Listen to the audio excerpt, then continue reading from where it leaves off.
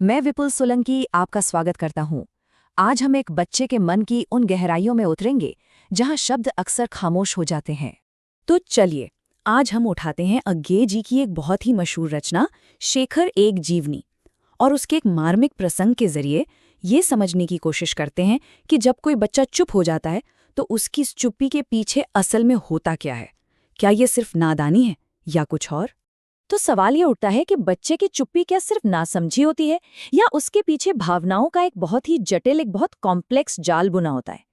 कहानी की शुरुआत होती है एक एनकाउंटर से, एक मुठभेड़ से, जो ऊपर से तो एक आम सी घटना लगती है, लेकिन शेखर के नाजुक मन के लिए ये एक गहरे अपमान का कारण बन जाती है। सीन है बांकीपुर स्टेशन का। शेखर अपने पिता के साथ है और ये कोई आम स्टेशन नहीं है।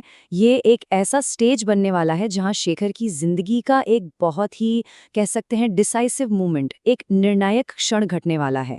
तो होता क्या है, अचानक एक लड़का जिसने अंग्रेजी सूट और टोपी पहनी हुई है वो शेखर के पास आता है और बड़े ठाठ से अंग्रेजी में उसका नाम पूछता है।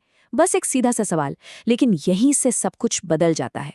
अब देखिए, ये सवाल वैसे तो बड़ा सीधा सासा है ना, लेकिन शेखर को ये एक सवाल नहीं, एक तंज लगता है। उसे महसूस होता है जैसे वो लड़का अपनी अंग्रेजी का रौब झाड़ रहा है, उसे नीचा दिखाने की कोशिश कर रहा है। और बस उसी एक पल में शेखर का जो बाल मन है, उसका स्वाभिमान है, वो बुरी तरह से चोट खा जाता है। तो शेखर ने क्या किया? उसकी पहली प्रतिक्रिया क्या थी? उसने कुछ नहीं कहा, बिल्कुल चुप। और ये चुप्पी, ये उसकी नासमझी नहीं थी, ये उसके जख्मी स्वाभिमान का, उसकी घायल प्राइड का एक सिंबल थी। जैसा मैंने कहा, उसके लिए यह सवाल था ही नहीं, ये तो उसके सेल्फ रिस्पेक्ट पर एक सीधा सीधा हमला था। तो उसकी पहली प्रतिक्रिया थी खामोशी। और इतना ही नहीं, उसके मन में ये भी चल रहा था कि शायद इस लड़के को अंग्रेजी आती वाती है नहीं, बस कोई रटा हुआ पाठ सुना रहा है। और यहीं से देखिए, अपमान की जो एक छोटी सी चिंगारी थी ना, वो धीरे धीरे नफरत में बदलने लगती है। लेकिन कहानी में एक ट्विस्ट है। इस सीन में सिर्फ शेखर और वो लड़का नहीं है, एक और किरदार है, और वो है पिता। और उनकी मौजूदगी से पूरा माहौल, पूरी सिचुएशन ही बदल जाती है। अब शेखर के मन में सिर्फ गुस्सा नहीं है, एक और चीज है जो उसे अंदर से खाई जा रही है, और वो है डर। तो यहाँ पर कहानी की एक और लेयर खुलती है। शेखर की चुप्पी की वजह सिर्फ अपमान नहीं है, वजह ये भी है कि वो अपने पिता के सामने बात करने से झिझकता है। एक अजीब सा दबाव है, एक इनविजिबल प्रेशर जिसने उसे खामोश कर रखा है।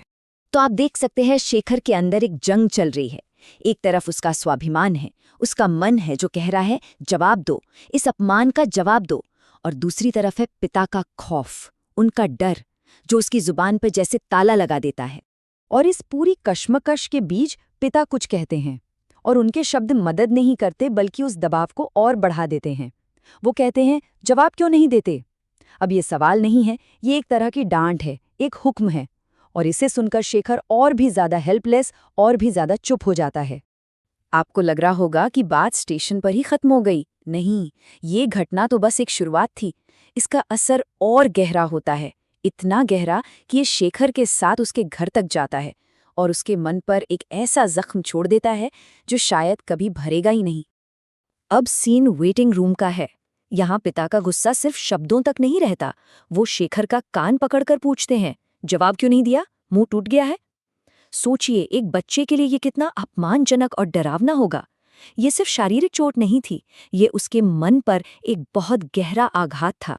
लेकिन असली चोट, सबसे गहरा जख्म तो अगले दिन लगता है, जब शेखर अपने पिता को अपनी माँ से बात करते हुए सुनता है।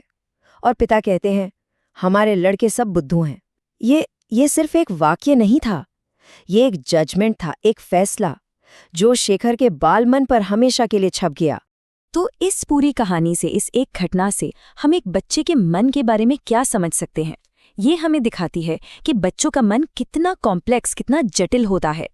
तो साफ है, शेखर की जो चुप्पी थी वो अज्ञानता की वजह से नहीं थी, वो नतीजा थी स्वाभिमान, डर और दबाव के एक मिले जुले कॉकटेल का। ये प्रसंग हमें बताता है कि बच्चों का स्वाभिमान कितना नाजुक, कितना सेंसिटिव होता है, कैसे माता पिता का दबाव उनकी नेचुरल आवाज को दबा सकता है, और कैसे बचपन के बुरे अनुभव ताउम्र एक साये की तरह साथ चलते हैं। और आखिर में ये कहानी हमें एक बहुत ज़रूरी सवाल के सामने लाकर खड़ा कर देती है कि हम बच्चों की अनकही बातों को, उनकी भावनाओं को कितना समझते हैं। क्या हम उनकी चुप्पी के पीछे छिपे उस तूफान को देख पाते हैं, उसे समझ पाते हैं? विपुल सोलंकी की ओर से नमस्कार।